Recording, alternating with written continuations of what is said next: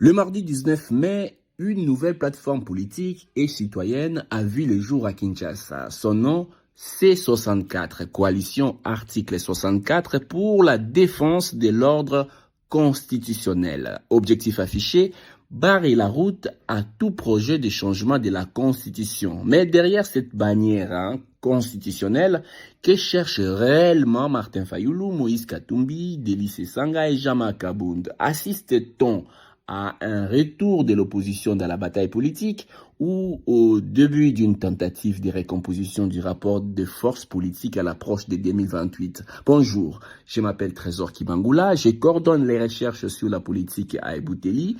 Vous écoutez le 20e épisode de Pona Bisso, le podcast d'Ebouteli et du groupe d'études sur le Congo GEC qui, chaque semaine, donne notre point de vue sur un sujet d'actualité en République démocratique du Congo. Mardi, à Kinshasa, l'opposition a retrouvé quelque chose qu'elle semblait avoir perdu depuis longtemps. Une image de cohésion dans une salle chauffée par les slogans, les drapeaux des partis et une foule compacte massée jusque dehors. Plusieurs leaders de l'opposition, parmi lesquels Martin Fayulu, Délice Sanga, Jama Kabound et un représentant de Moïse Katumbi, ont lancé la coalition Article 64, C64 donc, du nom de cet article de la Constitution qui donne aux citoyens le devoir de faire échec à toute prise ou exercice du pouvoir en violation de la Constitution. La scène était pensée et les messages aussi. Mais au-delà de la démonstration des forces visuelles, C64 révèle surtout une tentative de repositionnement politique de l'opposition dans un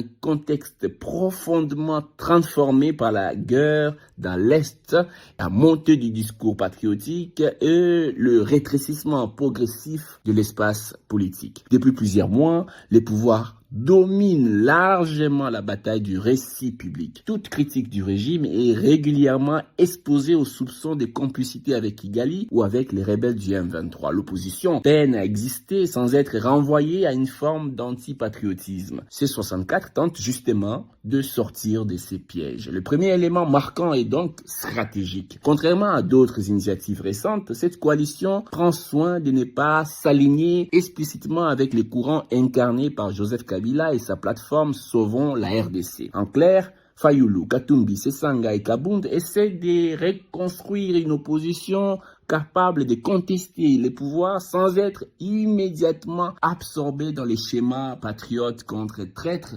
imposés par la majorité politique actuelle. Mais derrière la défense de la Constitution, un autre enjeu apparaît rapidement, celui du rapport de force politique. Depuis des mois, les appels au dialogue politique interne se heurtent à la réticence du président Félix Tshisekedi. Les initiatives des églises catholiques et protestantes n'ont pas véritablement avancé et beaucoup d'acteurs ont désormais le sentiment que Kinshasa n'accepte de discuter que lorsqu'un rapport de force lui est imposé. Les négociations directes engagées avec l'AFC M23 à Doha, aujourd'hui délocalisées à Montreux, ont renforcé cette lecture. C'est là que C64 prend une autre dimension, car la bataille contre le changement de la Constitution peut mobiliser l'opinion. Elle pourrait permettre à l'opposition de retrouver des clés de remobilisation politique capables de rééquilibrer le rapport des forces et, à terme, de pousser les pouvoirs à accepter des discussions politiques nationales.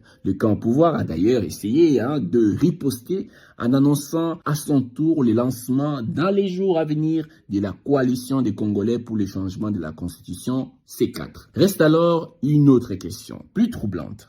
À force de voir la guerre, les arrangements politiques et les dialogues successifs occuper tout l'espace du débat public, le risque est peut-être de voir progressivement disparaître le débat sur le droit même des citoyens à choisir librement leurs dirigeants. Car au fond, que se passera-t-il si les élites politiques finissent une nouvelle fois par se partager les pouvoirs à travers des compromis politiques ou des non-élections, ces scrutins sans véritable crédibilité? Et si derrière tous ces débats sur la Constitution, le grand perdant finissait encore par être les citoyens congolais lui-même? En attendant, pour recevoir Pona Bisso chaque vendredi sur votre téléphone, rejoignez notre fil WhatsApp en envoyant GEC ou Ebouteli au +243 894 110 542. À bientôt.